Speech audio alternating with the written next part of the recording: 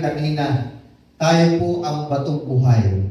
Makita sa atin ang katatagan at yung tibay, no? Yung tibay ng ating pananampalataya sa ating Panginoong Jesucristo. Ano mang mga pag-uusig na darating sa ating buhay, lahat ng iyan ay ating pong mapagtagumpayan. Church, kung mananatili ang simbahan hanggang dumating si Jesus, marami po mga tao na maliligtas. Amen?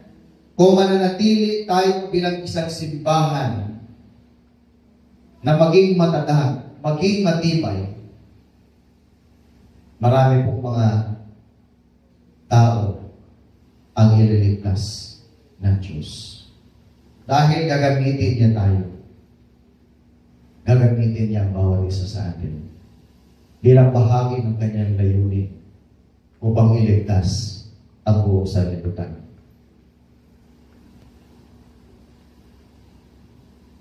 Ang tanong lamang po ay, bahagi ka ba ng simbahan? Hello? Bahagi ka ba ng simbahan? Amen. Amen.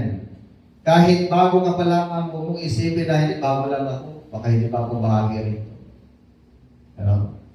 Kasi hindi ako pinapansin minsan ni ganito. No?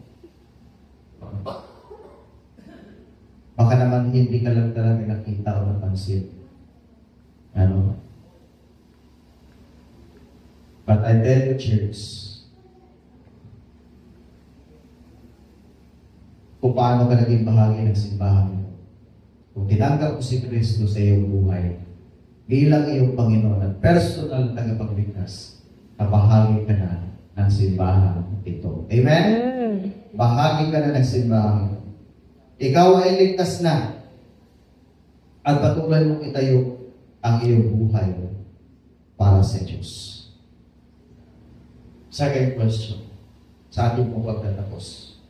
Kung ikaw ay bahagi ng simbahan, ginagawa mo ba ang bahagi mo sa simbahan mo? Amen. Praise the Lord. Palagpakan natin ang ating Panginoon. Kung ganyan ang sagot mo, manindigan ka laban sa puwersa ng kasamaan. Amen? At nabubuhay ka para sa kaluwalhatian ng ating Panginoon. Magandang gabi po sa ating lahat. Pagpalain tayo ng Diyos.